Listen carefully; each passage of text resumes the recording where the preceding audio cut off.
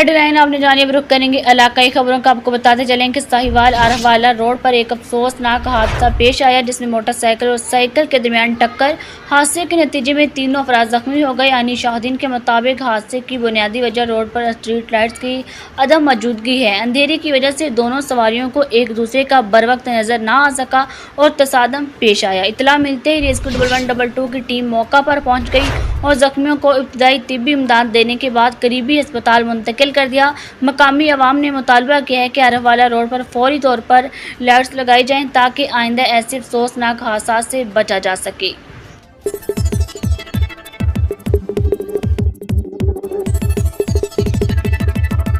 अब रुख करेंगे ओकाड़ा पंजाब फूड अथॉरिटी की ओकाड़ा 14L के करीब कार्रवाई। ओकाड़ा फूड सेफ्टी इंस्पेक्टर ताहरा ने टीम के हमरा छापा मारकर मुर्दा मुर्गियों के गोश्त को कब्जे में ले लिया। ओकाड़ा मुलजम के कब्जे से 25 मन के करीब मुर्दा मुर्गियों का गोश्त 2 रक्षों क्रैश वाली मशीन समेत कब्जे में ले लिया गया। ओकाड़ा मुलजमान मुर्दा मुर्गियों के गोश्त को मशीन के साथ क्रैश करके मुख्तलिफ शवारमा पॉइंट्स पर फरोख्त करते थे।